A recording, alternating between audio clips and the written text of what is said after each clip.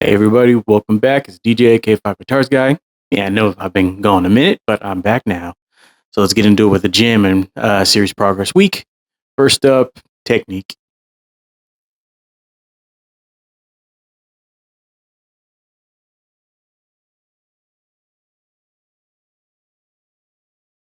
For technique, as usual up till now, my main things are going to be fretting and picking.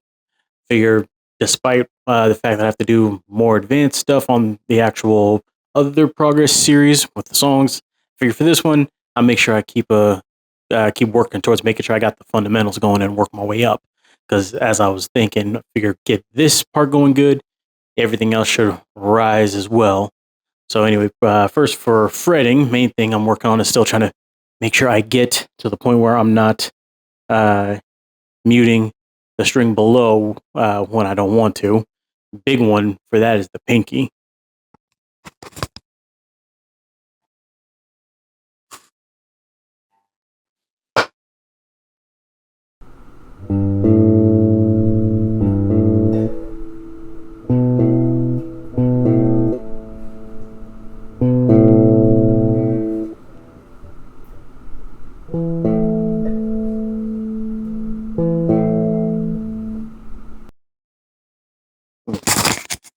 And as you can see, it got a little harder coming up closer to the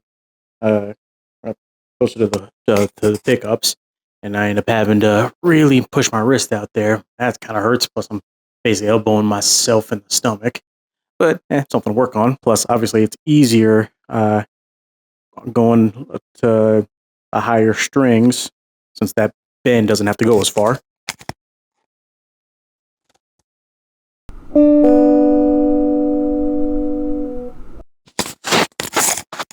And then all the other ones, they seem to be okay in that respect, ever since I started to make sure I hit with the pad of the finger. It's been pretty simple.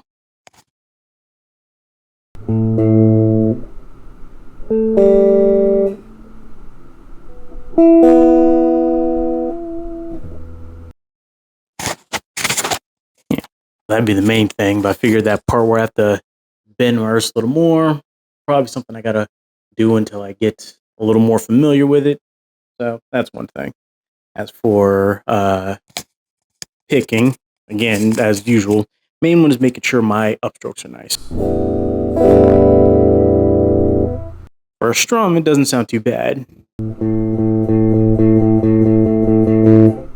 And on an individual note, it's okay. So just making sure I keep doing it correctly as I'm actually going through having to play different notes when I fret and such. I figure a lot of this I can do it just by itself, but when I actually have to put it in motion and keep up with the song, that's where it gets kind of funky. And then the other part is just making sure I practice a little bit more with playing with a closed hand. I did notice in a few of the other progress series where I realized, I think it was the first knuckle of my fingers where I keep accidentally hitting it, especially the ring finger, where I end up just grazing one of the notes below anyway. So I figure make sure I play with a close one, and even more than that, I have to don't just curl them. I have to actually push them into my palm a little bit. I'm trying to avoid doing that with serious tension because that's just going to tire my hand out. But make sure I do just enough to make sure I do it just enough so that I know my fingers are out of the way. I'll have to look into that. But yeah, that's what I got for picking too. And then that ultimately culminates in my metronome practice. So I figure I've been kind of cruising at 100 to make sure I solidify that and then going up for fun. Here's what that sounds like.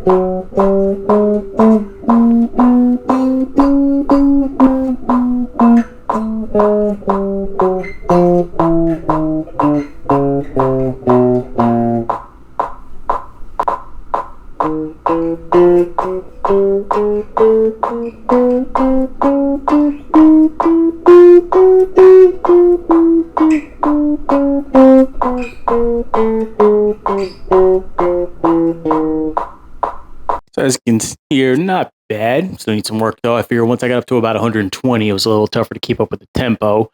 And when I got to 130, there was that part where I ended up sliding on that last note of the fours. So a little more to think about, a little more to work on. But I figured the main thing is just making sure I get good technique, because from good technique should come good results as I go.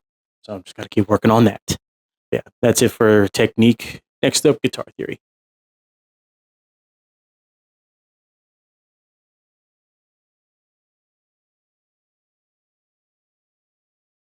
For guitar theory, two parts. First is still working on the Cajun method. Spend a little more time working on C.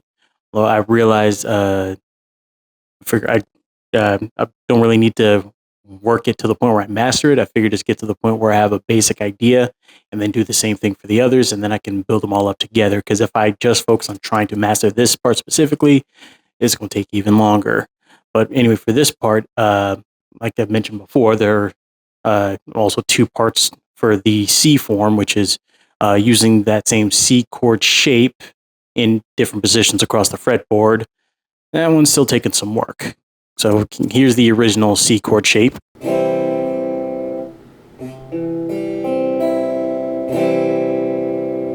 But in order to move that up the fretboard, apparently going to have to kind of bar the high E and G strings, and then put the middle finger on the B string, so it looks like a D shape, sort of. And then ring finger goes on the fret back on the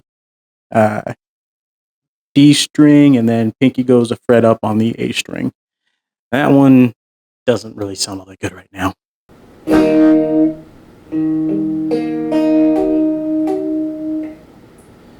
And going across the fretboard still has the same kind of issue.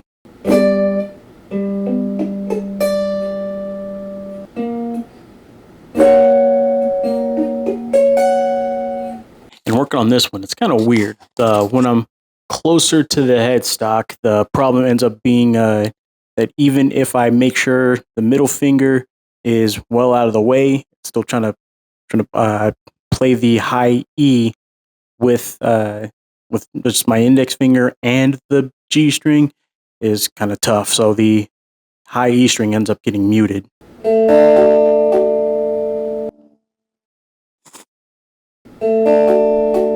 So it's a matter of making sure I position my index finger the right way while still giving enough bend in the wrist where my fingers can reach where they're supposed to. And then, obviously, the way my pinky lands, I got to make sure it doesn't mute the string from my ring finger.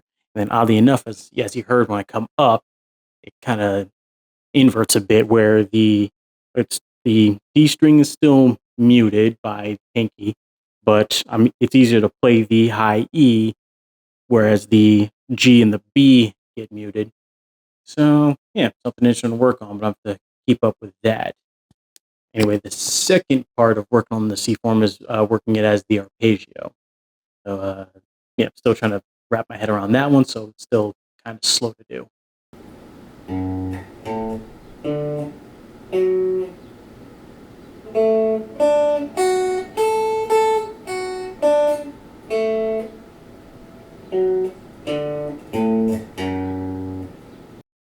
Not really sure I'm supposed to work that. I guess it kind of leads into my issue with playing the lead section. A lot of my covers that I'm working, which is just trying to get my fingers to go up and down the strings in one smooth flow. So yeah, something to work on. But that's it for the C chord form. I'll see if I'm going to keep working on it, obviously, but I'll see if working on the A gives us a perspective, or if that's just one that happens to come easier for whatever reason. And then the other thing I'm doing just for fun is picking random chords off my guitar chord sheet and just seeing how they might go together. Even if they don't, I can still see what I might want to use instead, and that'll give me the idea of, you know, composing something instead of just repeating tab. So I've already got two. Now I'm going to randomly pick the third.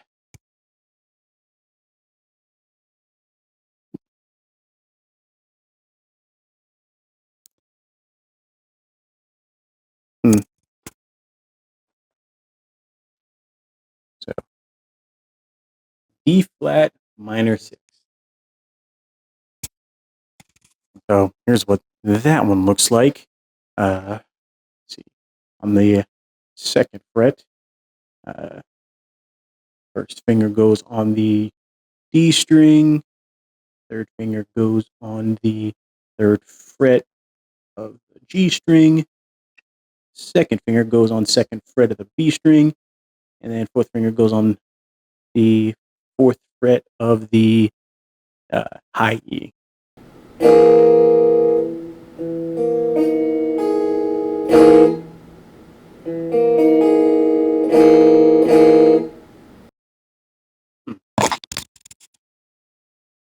It's hard to explain why, but yeah, that sounds kind of different from what I'm used to. But hey, I'll see what I can do to bring them together. But yeah, now I got the third chord. I'll pick a fourth one next month, and then I'll see what I can assemble with that. But that's it for guitar theory. Next up, genre. I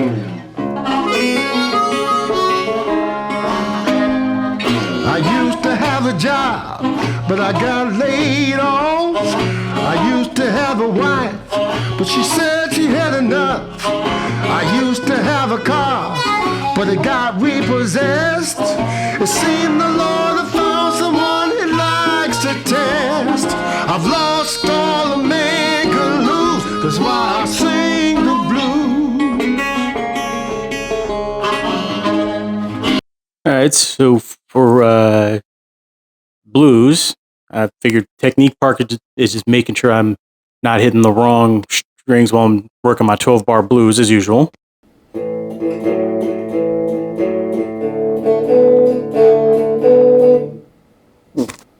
So right now I'm doing a good job of not hitting the wrong string, although I got to make sure I mute the string above when I go down.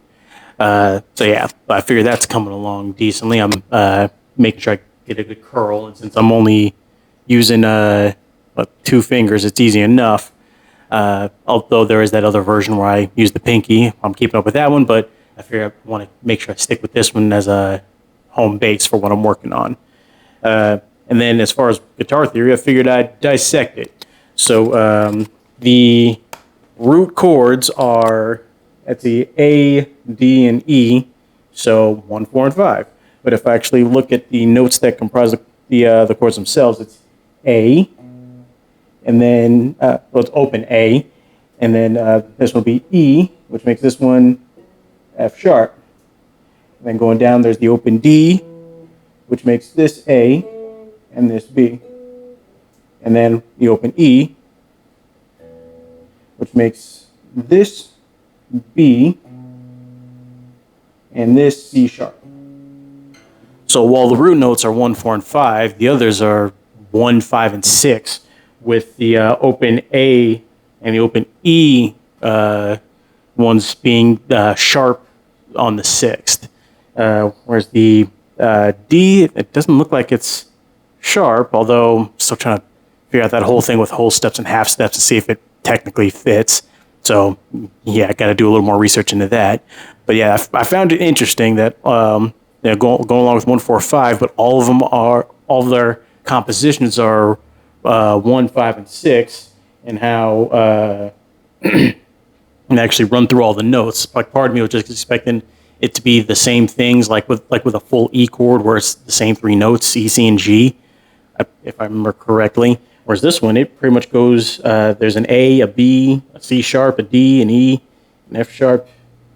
Holy crap, I'm pretty sure that goes with one of the scales somehow, even though can't remember exactly which one, and because also there's two E's. So, man, that's actually feels like it's actually starting to come together a tiny, tiny bit. But yeah, that actually got me thinking of figuring out how I can do that, especially because as I have talked about in a while, but I want to get back into the whole point of using the 12-bar blues as a bass. I want to eventually swing it into where I can play some Delta blues. I mean, I want to play other styles as well, but Delta blues is where I want to start because I like the sound of that one best. So it's interesting. But yeah, that's about what I'm working on now, and then mainly just making sure I play the whole thing to keep up the practice.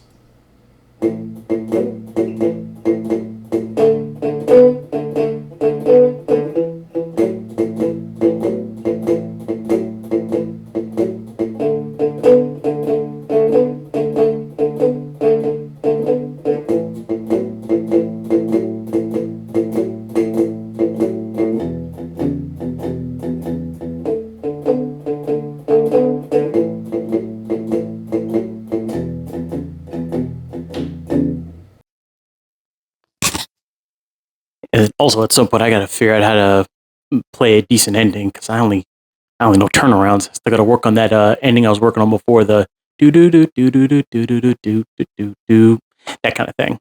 So that one's still slow for me. I figure I'll check out that one to see if there are any other endings that might catch my ear. But anyway, that's it for genre. Yeah, another Jamming series video locked in. Sorry, I took that whole month off. Yeah, stuff got kind of funky. But anyway, I'm back up to it now, kicking it off with this one, and then back to my usual. This one feels pretty good, though. I actually had to do some real thinking, especially with Guitar Theory. I figure making sure I see some kind of uh, purpose to this instead of just learning it for the sake of learning it definitely helps. Which I mean, if I'm playing guitar, I'm sure going to be using it at some point. But all the information, it's kind of hard to see exactly how I would use it because I'm not going to stop in the middle of playing something and think, oh, I should play, this root note with an inverted third and so on and so forth. But I figure I stick with it long enough, it'll make sense without me having to think about it. Just like being able to play scales without having to look at the fretboard. Anyway, that's it. This is DJ, aka Five Guitars Guy. See you.